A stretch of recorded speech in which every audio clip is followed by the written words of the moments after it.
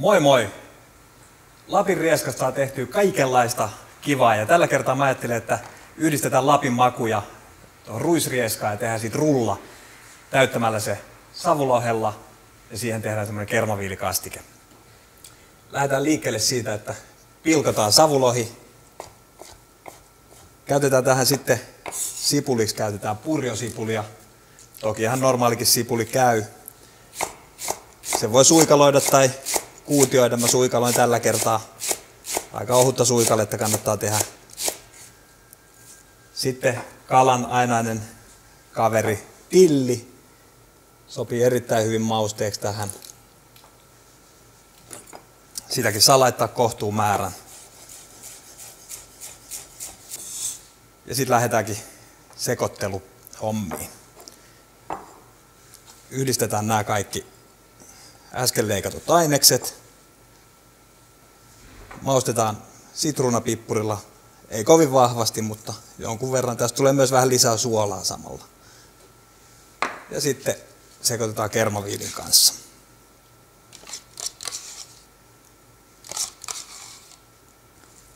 Saadaan hyvän näköinen savulohi täyteen. Sen jälkeen otetaan pala foliota. Tai jos ei sattumat foliota on, niin kelmu käy ihan yhtä hyvin. Ja sitten Lapin rieska siihen folion päälle. Levitetään tätä äsken tehtyä tahnaa sen rieskan päälle.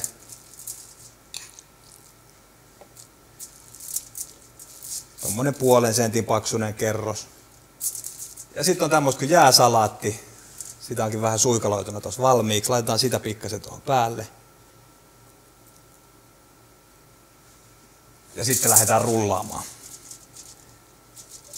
Suhteellisen tiivis, mutta ei sen tarvi mikään kivikova olla kuitenkaan.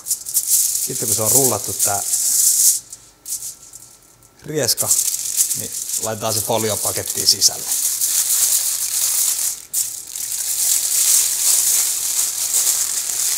Näin.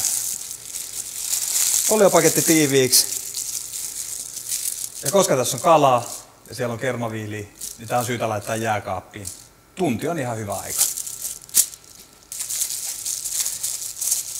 Kas niin, tunnin verran kulunut ja ruvetaan laittaa annosta esille.